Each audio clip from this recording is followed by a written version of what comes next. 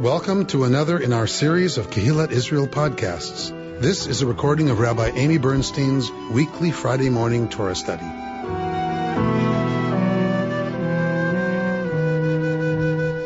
We're at chapter 19 of the book of Exodus this morning.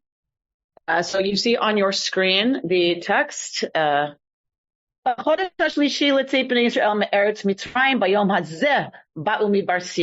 So in the third month of going out of the people of Israel from the land of Egypt, by Yom Hazeh, on that very day, Ba'u Midbar Sinai, they came to Midbar Sinai. So what is that very day? We're told in the third month. What's on that very day? What very day? What did we just study last time? What did we study about Chodesh? Exactly. Was that Lisa Rosenbaum? All right. So we studied about the new moon. So what day are they talking about here? The third new moon from going up. So it's not just in the third month. It's on that very day, meaning the very day that it is the third month. How do the rabbis translate this, Bert Kleinman? Bayom Hazeh Ba'u Midbar Sinai. Today. Exactly. Exactly. Linda and Bert, gold stars. This day, today, the voice is going out from Sinai. Every day. The voice is going out from Sinai. Because if you are a Neoplatonist, a Neo-Aristotelian, like Rambam, like Maimonides, there cannot be a change in God. God is the unmoved mover, right? So if there's no change in God, God can't be talking 1 second and then not the next. So God is always broadcasting Torah. It's about us tuning in to the signal. Okay? My daughter said, she's in a philosophy class and she was supposed to read Aristotle, right? And she was just like, I don't understand one word of this. Not one word, right? So for Aristotle and for Plato, there can't be a change in God because God is perfection. And if something is perfect, there's no change in it.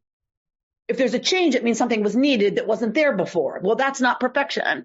Thought thinking itself, right? So Rambam and the commentators from the medieval period are Neoplatonists. They are Neo-Aristotelian. So they love this idea that, right, by Yom Hazeh, today, as every day, as every moment, God is always broadcasting Torah. But doesn't that also imply that that's always been there even before? Yeah, 100%. So people have to sort of be in the right place to finally hear it? Absolutely. Very good. Absolutely. All right. So they moved on from Rephidim and came to the wilderness of Sinai and encamped in the wilderness. There Israel encamped opposite the mountain. But Moshe went up to God, and God called Min Hahar from the mountain, saying, so shall you say to Beit Yaakov, who's Beit Yaakov, V'tagid livnei Israel, and we'll say to the house of Israel. Who's Beit Yaakov? And so Bnei Israel is pretty clear. Why do we need two terms here? Why does it say the house of Jacob and the people of Israel? Both names of Yaakov and Israel. Beautiful. So to make it complete. Isn't there also the indication that there's other people there besides Egyptians, basically? So how does that solve the problem of Beit Yaakov and Bnei Israel? Because this looks like Department of Redundancy Department. Well, you cannot have that in Torah. So for the rabbis, these have to be two different terms. They have to mean two different things. God doesn't repeat God's self, God forbid. So we would have, you get to join the team, Then why do you need house of Jacob and the children of Israel, the people of Israel? If you're joining the team, you're joining. Yeah, but you're not house of Jacob. You only need house of Jacob if you're a descendant of Jacob. You're a descendant of Israel. Bnei Israel is descendant of Israel. So Amy, that's not how the rabbi solved it. Mehmet, say it again. So everyone after Jacob became Israel, and anyone before Jacob was called Israel. Very creative. Very creative. The rabbis say Beit Yaakov refers to the women. Women are the ones who create a bayit, who create a home, who create the house. So it is very clear to the rabbis that this means men and women were part of Revelation. Beit Yaakov is the women, Bnei Israel are the sons of Israel, the men. And Beit Yaakov was the women take care of the house. Yeah. Exactly. Beit Yaakov, women are the ones who make a home, who make it the bait to make it the house. All right. So can't believe that rabbis were ahead of us, people. The rabbis were ahead of us. All right. So both to men and to women, right? Ooh, that's pretty big. You yourselves have seen, Atem re'item, asher asiti l'Mitzrayim. You saw what I did to Mitzrayim, to Egypt. Ve'esaitchem al kanfei nesharim. That I brought you, that I lifted y'all, right? Al kanfei nesharim, on the wings of eagles. Va'avietchem elai, and brought you to me. So we're going to spend a lot of time there when we come back. Ve'ata, but now, if you will listen, b'koli, to my voice, and you will keep briti, my covenant, then you shall be to me segula, mikol ha'amim kili kol ha'aretz. Everything belongs to me, but y'all, if y'all listen and you keep my covenant, then y'all will be segula. So we know this word from parent languages to Hebrew, where it denotes, from Akkadian, it denotes a singularly treasured possession, and it can refer to a person as well. So we have in the Akkadian record a king who describes the king's servant as segula. So you are my treasured servant, but you are my possession as well. Remember, people were possessions in the ancient world, and often. And so this means a particularly treasured possession to which the owner has exclusive rights of ownership, right? So this is not a co-op, right, where lots of folks have a portion of it. This means you are mine and mine alone, and you are precious, right, and treasured. I like the word if. Right? Because it's conditional. It is absolutely conditional. So when we get to Deuteronomy again, right, we're going to remember the terms of the condition, right? We're going to get that mapped out pretty specifically in Deuteronomy. All right. Ve'atem tiyuli mamlechet kohanim, and y'all shall be to me a kingdom of kohanim, of priests. Ve'goy kadosh, and a nation that is set aside, is holy. And these are the things you shall say to the descendants of Israel. So what does this mean? You will be to me a kingdom of priests. So first of all, you have to be a mamlechet. You have to be a kingdom. Why? Why does it say a kingdom? Separate. Because that's the political structure of the time. You have all kings then. Because kings represent God. Because kingship represents God? A kingdom means a community. But they could have just been a community of Kohanim. They needed to being held to a higher standard. Say what? Needed the structure. Well, everybody has a structure. Being held to a higher standard. Is a kingdom held to a higher standard? They're separate from God.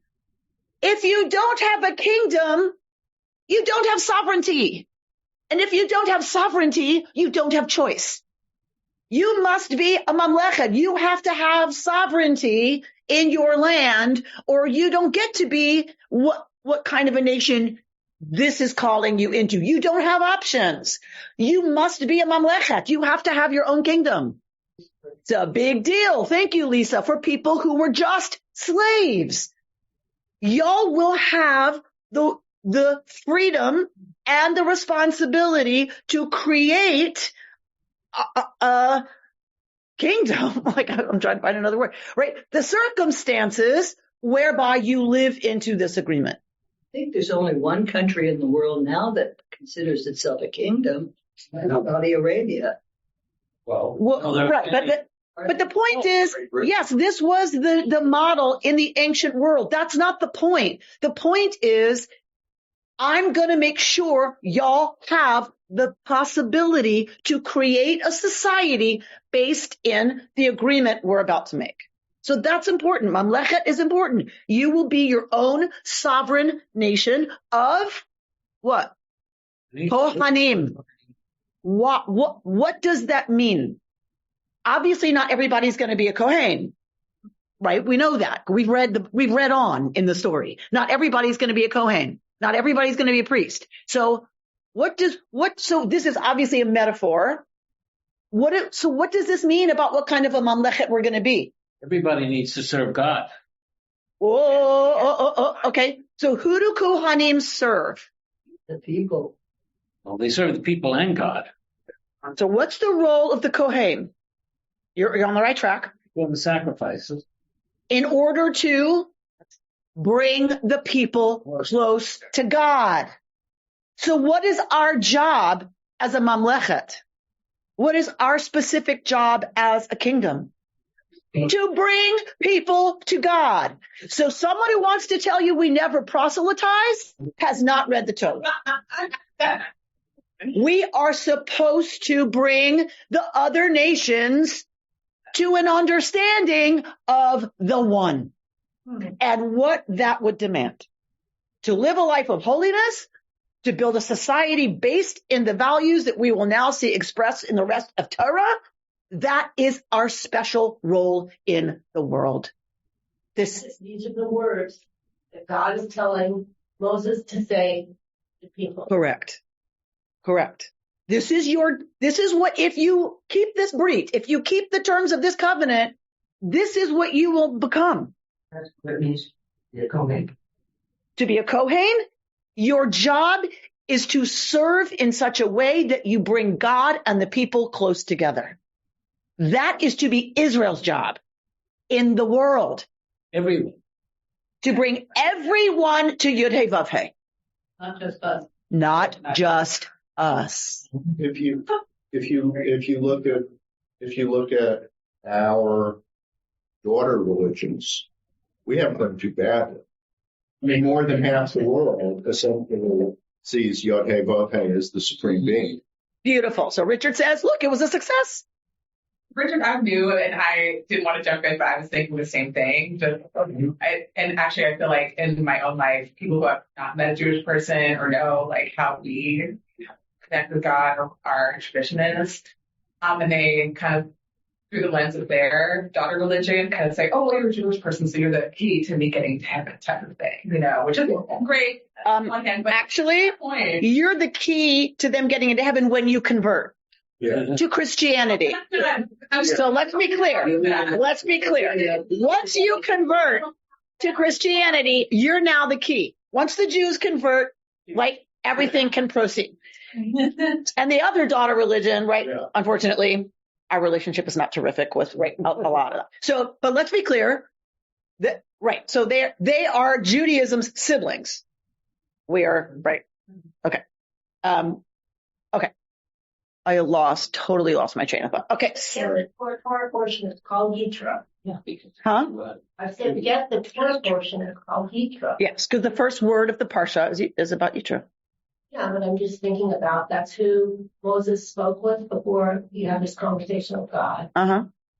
Well, it kind of works actually, because Yitro is made to recognize. It's sort of they're fulfilling the mission. I'm saying Yitro is actually a good title. Right, because Yitro.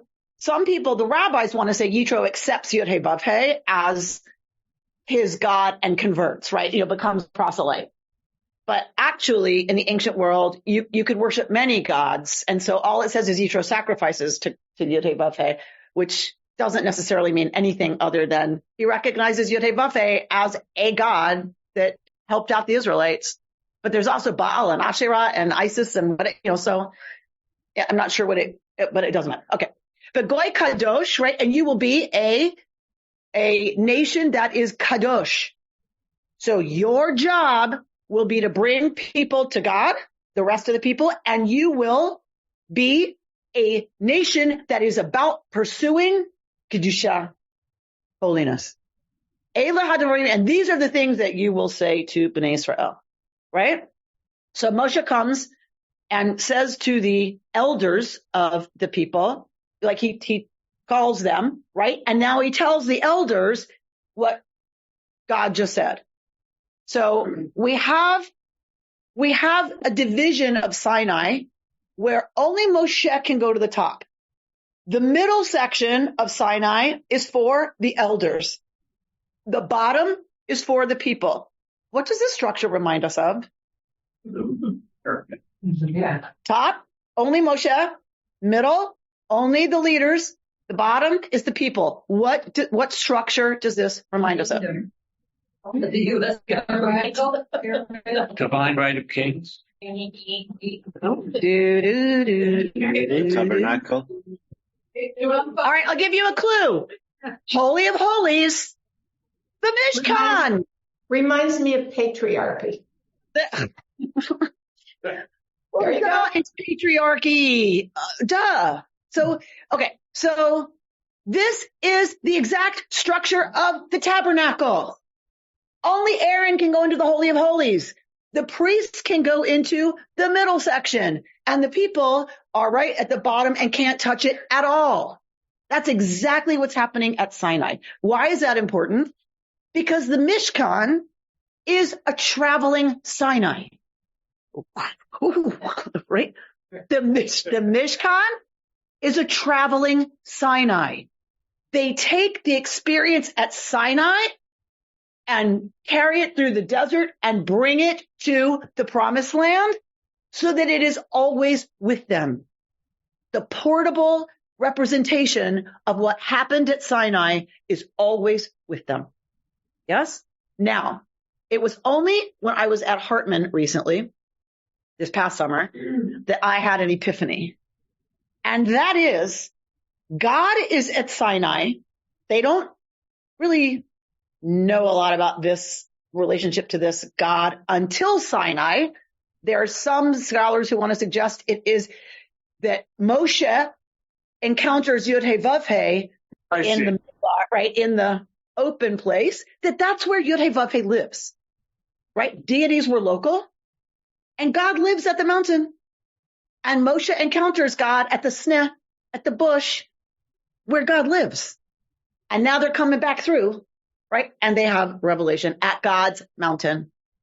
If the Mishkan is a portable Sinai, then it means that the people carried God from Sinai to the promised land. We think of it the other way, that God brought the people to the promised land. But really, if you take this literally, the people carried God from Sinai to Israel. I almost gave a high holiday sermon on it. I couldn't figure out what the chiddush is, but there's still a sermon in there because it blew my mind too. Like, think about that. That really, it's we who carry God from the howling wasteland into what's possible for building a society based on we carry God if we choose. If we choose, we schlep God from the desert to the promised land where God's desire for us to be a mamlechet kohanim can be fulfilled. But, well, did I just hear a but, Richard Rajay? Well, no, but. And but. Well, two things. One is going along with that, what the Israelites actually do is they globalize God. Because they remove him from a locality and they put him in another place. They globalize God. Correct. But what you're saying is the people carrying God is very reminiscent of like 19th century, like Feuerbach and others who basically said that God is a human creation. We created this global God by carrying him from the local place to another place. Just saying. Just saying. Yes. Right? That blows my mind. Like David, it kind of blew my mind. It's like, wow. So, and isn't that still the job? Isn't that still the work? We are supposed to access the divine in such a way that we then schlep the divine into the world. The divine at Sinai means nothing. If God calls from the top of a mountain and there's not a people to accept the mission, who cares? The whole point of the story is that we say Na'aseh v'nishma. We will do it. Now let us understand what the heck that means. And that is ongoing. We know that as a people. We believe revelation is ongoing. That's why we're sitting here, right? It is ongoing. Our trying to figure out how to apply this today is ongoing. How to apply it in the choices I make in my life, personally, every day. That it's supposed to impact the decisions we make as individuals, as communities, as a world community, so that the divine has relevance. We have to be willing to schlep God from the mountain into the world. That's a huge mission. Of course, it's very metaphorical. You're carrying within us the Torah. We're carrying that to spread. The question I have is the concept of still not being proselytizers valid? I mean, we don't actively go out and search. So I was really pushed away for. I'll just say a few things about it. So we were always proselytizers. Always. If someone wants to learn Torah, you teach them Torah. And if they want to join the Jewish people, they join the Jewish people. So al regel echad, you teach them on one foot, convert them, and then teach them the rest. But you don't go out and solicit someone. Yes, you do. You teach. And if people want to come sit and learn, they come and sit and learn. When did it stop? During the Inquisition, or if not earlier. Rome. Oh. The Romans tortured. Think about your Yom Kippur liturgy. The martyrs who were flayed alive, wrapped in a Sefer Torah and burned. Torture was a form of dissuading people from teaching Torah. And if you taught Torah and converted someone, you were murdered in a very grisly fashion because Rome was threatened by a rebellion, which happened. Mm-hmm. They weren't wrong. We rebelled. It was crushed, but right, Rome didn't want to have to deal with that. So you were tortured and murdered if you taught Torah. That's when we stopped because it was dangerous. So if they sent a spy, Judith, will you teach me Torah? Judith would say, heck to the no. We don't do that. We don't proselytize because you were trying to save your life. And it could be a trap. So we became anti-proselytizers because it was a trap. Our tradition that a rabbi was supposed to refuse 3 times. So that's all late. That's all after martyrdom. That is all after, right, Rome. That's what I experienced. Of course. So, but that's not, there's nothing fundamentally there in our tradition that says you shouldn't compete in the free marketplace of ideas. And there are those of us who now believe we should be competing in the free marketplace of ideas. If people want to join the Jewish people, gesundheit, come and learn. Come and learn. You want to be part of this project? Come. Convert. Right? Right? Right? There's, right? A few of us. This table's full of them. Right? Why shouldn't we encourage anyone who wants to check this out to check it out? Why wouldn't we? Wasn't there also a period when Jews felt very threatened from the outside and they were building, I'm thinking more 19th century Europe or before then, where they wanted to build a fence around the Jewish people to protect themselves from outside influences?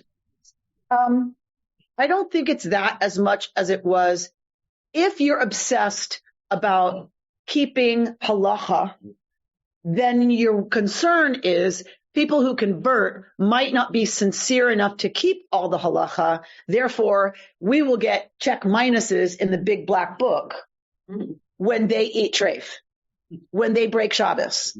So it becomes this kind of crazy, in that sense, insular. They're not going to keep Taryag mitzvah, the 613 mitzvot, and therefore we're going to get demerits in the big black book, and that's going to delay Messiah coming. This is mostly in the Ashkenazic world, yes. Northern Europe. 100%. So Anyway, so, but that's not it anymore. We're not worried about that. We're not worried about people keeping halacha, right? Oh, maybe they'll join the Jewish people and they're not going to be so observant. How many Jews do you know that are observant? Like, the observance is not the point for us, right? But if you want to ally yourself with us as a people, come check it out. Because the least that will happen, hopefully, is that we produce allies. Come taste. Come learn with us. Come celebrate with us. Come do Shabbos with us. Come sing outside for Shabbat on the Rocks. Come have a cocktail and sing. The worst that happens is that we create allies who understand a little bit more about how we think and how we approach things. The best that will happen is that somebody joins the Jewish people. And now we have more celebrating Jews in the world, right? So it's win-win as far as I'm concerned, as far as many of us are concerned. The non-Orthodox. In the non-Orthodox, yes, to be clear. All right. So Susan's posting about on eagle's wings, which is exactly where we're going to go. I have been very serious with y'all the last few weeks, probably the last month and a half. And you've been amazing. You've stayed with me. And so I decided I'm going to give you a treat and I'm going to go easy on you, this week. So we're going to go to this, beautiful imagery in Torah. Hopefully it's not any less poignant, but it's not going to be quite as much as I've laid on you the last month and a half. So we're back at 19:3. Moshe goes up to God. Yud-Heh-Vav-Heh called to Moshe from the mountain, saying, "Thus shall you say to the house of Jacob and declare to the people of Israel, you have seen what I did to the Egyptians, how I bore you on eagle's wings and brought you to me." Okay. So let's see. Remember, when we want to really check out what does anything actually mean, we go to Rashi. Rashi's very concerned with what do words actually mean? Then he might drosh it a little. But we're going to go to what does that mean on eagle's wings? Rashi says, as an eagle, which bears its fledglings upon its wings. Scripture uses this metaphor because all other birds place their young between their feet, since they are afraid of another bird that flies above them. But the eagle fears none except humanity, apprehending that perhaps the human may shoot an arrow at it, since no bird can fly above it. Therefore, the eagle places its young on its wings, because they're safe, because there's nothing above the eagle. In the natural world, nothing flies higher than it. Because the parent bird says, better that the arrow should pierce me than my young. And Rashi bases this on the Mechilta de Rabbi Yishmael. I too, said God, did thus. And the angel of God journeyed, etc., and came between the camp of Egypt, etc. Remember we read that last week when they were crossing the sea? Remember?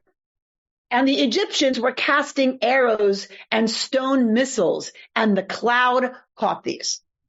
So God is actually behaving at the Exodus like the bird that is ready to take the arrow for the young, because God absorbed the arrows of the Egyptian army on the chariots by placing the pillar behind the people. God absorbed all the arrows and all of the stone missiles, says Rashi. So it's not just a metaphor. It is a metaphor, but God actually did this, just like the eagle does, right? And I brought you unto myself, the Targum says, and I've brought you near to my service, right? Because what's Rashi's problem? Why does Rashi have to answer, and I brought you unto myself? Why does Rashi have to comment on that? What's Rashi worried about? What's bothering Rashi? This is how you learn Parshanut. You have to ask what's bothering Rashi. Why does he have to drosh that? It seems pretty obvious. Why bring a comment on that? Well, he's trying to resolve the apparent dichotomy of God being centered in a place and yet having some emanation of God in a different place, bringing people to the first place. Beautiful. God's everywhere. Maloko ha'aretz kavodo. The whole earth is filled with God's presence. What does it mean? I brought you to me. That's what's bothering Rashi. Richard's exactly right. What do you mean brought you to me? God's everywhere. So don't read, God forbid, God's in a place and God wasn't there before and brought you to God, God forbid. It means brought you near to my service, closer to me in a different way. If the eagle gets shot and is taking on these arrows, the eagle goes down and so does the things. Okay, well, thanks for that, Lisa. Yeah. Thanks for that. Okay. Thanks for that. Okay. Wow. Okay. Wet blanket that was. Okay. So it doesn't mean that God's everywhere. So the idea is that they're fledging, right? So that they would fly, but yes, that the parent bird would go down and give the babies a chance to get away. Also that there's always a partner with God to make things go right. There's always what? A partner with God? God can't be effective without people and partners and beings to help things different, Beautiful. Beautiful. Right? That's what the Kohanim are supposed to do. Okay. So let's look at Sforno, medieval commentary, and how I bore you on eagle's wings, a novel way that no one had gone through before. Just like the eagle that takes care of its young in the height of the sky where there is no other type of bird. And this is to distinguish you from all the other peoples and their pursuits to be for me. So in other words, nothing like this had ever happened before in human history. That's why it's done this way. Sforno says, because this is unique in the history of humanity, and God wants to make it clear that Israel is exceptional. Like this is an exceptional relationship, and this is a singularity.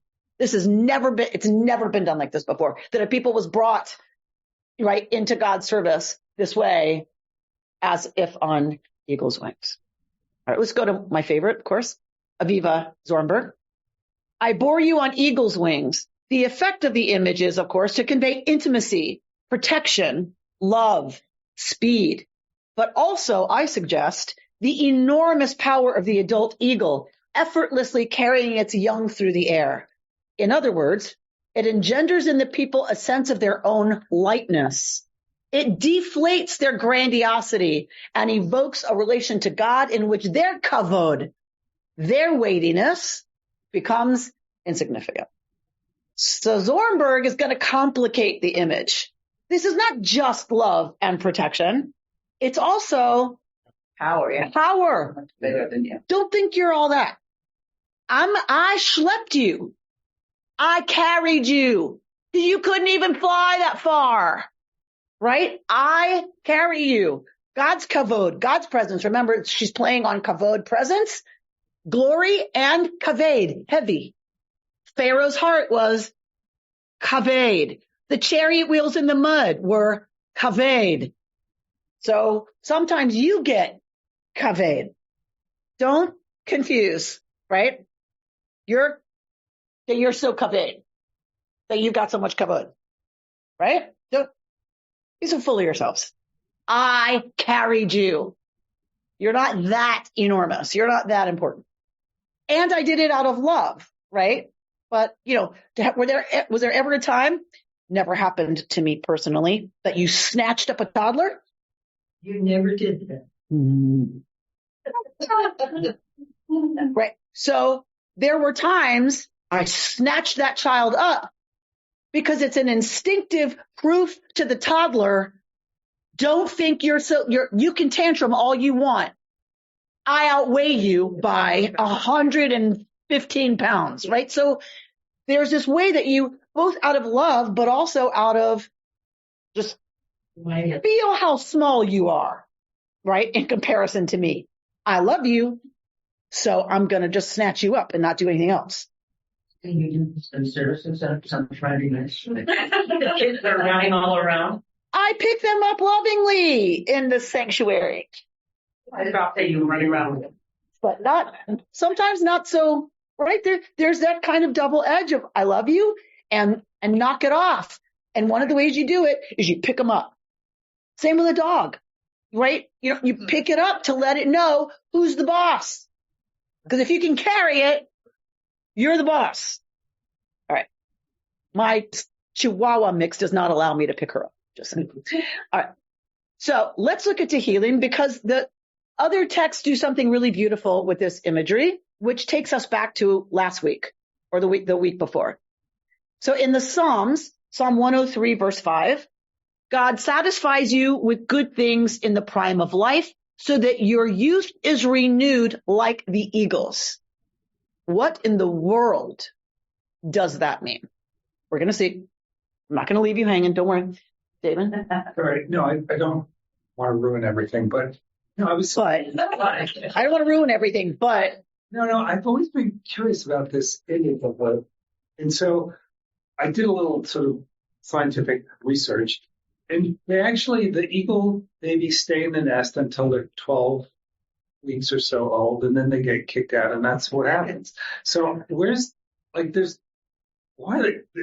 just makes it more poetic, because I think they're kind of making all this stuff up a little bit about the wings and the putting on the wings. But it was a common understanding, so yeah, okay. If it works, right? It would also be possible that during those first 12 weeks, things can happen where the eagles may have to vacate the nest. Okay, that's where I was going. So if they have to flee, then maybe they would do it. But it's not a thing that eagles do. Like, they'd have to be in danger. Well, clearly it happens somewhere in nature, or it wouldn't be a resonant metaphor. But there are people who want to translate Nesher not as eagle, as vulture. That Nesher is probably a vulture, not an eagle. Yeah. So let's look at Psalms. So that your youth is renewed like the eagles. Let's look at Isaiah. But they who trust in God shall renew their strength as eagles grow new plumes. They shall run and not grow weary. They shall march and not grow faint. All right. So between Psalms and Isaiah, we're getting something about renewal. Remember, we talked about the moon. We talked about renewal. So there's something about the eagle, the vulture, whatever, about renewal. What is that? The nesher in Hebrew. Like, what is that? The little joke is when the kids move out and the dog dies. So let's look at Rabbi Levi Yitzchak of Berdichev, who says the Jewish people can be compared to an eagle. The feathers of the eagle fall off at the end of each year and are replaced by new feathers. Thus the name Nesher from the Hebrew to fall. God gave the Jewish people the characteristic of the eagle. We have the ability to renew ourselves, to change our ways, to become better. We have the ability to put the past behind us and strive towards the truth. So a Hasidic teaching on this idea of why the eagle? Because it's about renewal, says the Psalm, and says Isaiah. Because they lose their feathers, they molt, and become new. Now let's see, Rabbi Arthur Green brings the Or HaMeir on our pasuk, on our verse. We see from our own experience that sometimes a person can serve God in a particular way for a certain period of time. But as time passes, says the Or HaMeir, as time passes, it is not as vital and beloved as it once was. The Baal Shem Tov read the verse, cast us not off at the time of our old age, from the Psalms, to mean, do not let time cast you into oldness. Sometimes a person's way of serving grows old because of the passage of time. In the same way, I read the verse, may your youth be renewed like that of the eagle.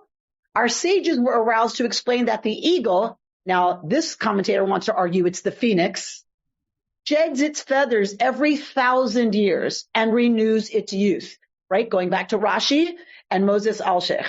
Feathers indicate a sort of garment. It is well known that all of our devotion, including the actual commandments, are nothing other than a garment.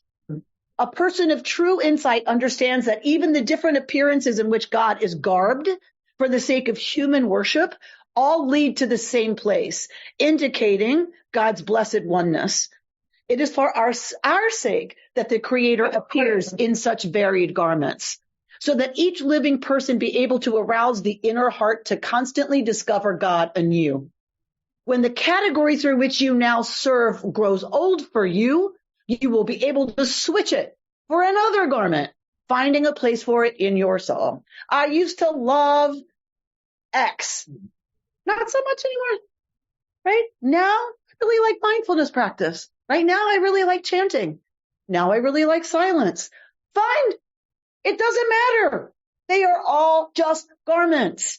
And when one gets stale and old for you, you can take it off and put on another garment that feels right helpful in discovering our unity with the Creator.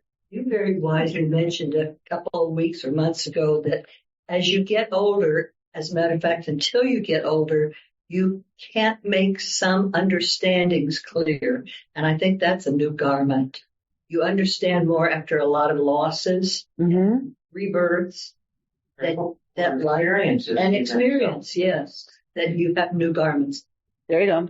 So when things grow old, you shed the former way of service and renew your youth, finding some wise clue that will awaken a renewal within you, leading you to a different garment. So it's not even a value to stay with the same practice forever. It says, right, the Or HaMeir, saying you're supposed to shed and then find another one, right? And another one. And you can go back and forth, right? Okay. I think we'll leave this and go on. The value of your seeing this is that I raised you upon higher than the wings of eagles and brought you to me. It's all due to God's help. When you reach Chokhmah, true inner wisdom, you will serve God even without that feathered garment. I have brought you to me, meaning we'll finally arrive at a place where God has brought us to God, meaning we won't need the garment anymore. We'll just be there. Like we'll be one with the one. We'll get it that we're one with the one. Because of course we're one with the one. There's nothing else to be, right? We're all waves of the ocean. Like there's nothing else we can be. But we don't get that. We don't get it. We need all these garments. We need all the trappings, all the stuff, right? In the liturgy, when the Torah is returned to the ark, and we have the verse about and all will be one. So that's Aleinu. Oh. That's at the end of Aleinu. Ushmo Echad, right? God will be one and God's name will be one. God will be one and God's name will be one. What does that mean? Everyone will call God Yud He Vav He. Ooh, it is blatant that everyone is supposed on that day, right? God will be one and God's name shall be one. It's right there, people. Right there. All right. So let's look at what Rabbi Art Green says about the Or HaMeir, the light that enlightens. From this grand moment of Sinai, it is also possible to learn lessons that will help us in our daily struggle to serve Yud He Vav He. Yes, all our efforts to maintain freshness and excitement in our spiritual lives will eventually grow old. But we need to understand that this is itself a divine gift, one that pushes us toward renewal, the shedding of our old feathers and the growing of new ones. We should rejoice at the process and not be afraid of it. I'm reminded, because you all know that I'm now a pickleball addict. I say it openly. I admit it openly. So in pickleball, my helpful teacher who is coaching me, she says that because I bought a new racket and because it's much more powerful and it's going to help me with my shot. And she's like, that's great, Amy. That's great. Just know that it's like Dumbo with the feather. And I'm like, did she just call me Dumbo? But I'm like, do you want to say more? And because I did not remember. And she said, so Dumbo thinks Dumbo can only fly with the feather. But what Dumbo comes to learn is it's not the feather, because eventually, right, something happens. I don't remember the story, and the feather's gone, and Dumbo realizes Dumbo can fly without the feather. Right? I think that's literally the lesson of the feathers here, right? You think you need. I remember I went to a retreat with my colleagues. I went to an RRA convention, and I just didn't even think about it when I was packing to pack a talit. So we get to morning services with a bunch of rabbis, and I realize I don't have a talis. And like, this is where you show off your talit, that you got at some special blah, blah, blah, blah. And it's your particular taste and your style and your whatever. It's like, which talit shall I bring? Shall I bring several? Right. And I'm in my hotel room and I realize I don't have a talis. And for a split second, I considered not going to services. Because it was like, how can I go to services without a talis? With a bunch of rabbis? Like, right? It's the feathers, right? And I was like, Aim, honey, if you can't pray without a talit, you have a bigger problem than the fact that you didn't pack a talit, right? You have something bigger going on, right? But it was a major like moment of, oh, right, we can get so fixated on the form, we can get so fixated on the props, on the method, that we forget the point of the whole thing, right? It's just who we are. So did you just go without your? I did. You ripped up a bed sheet. I took a towel and, right. And with my eyeliner,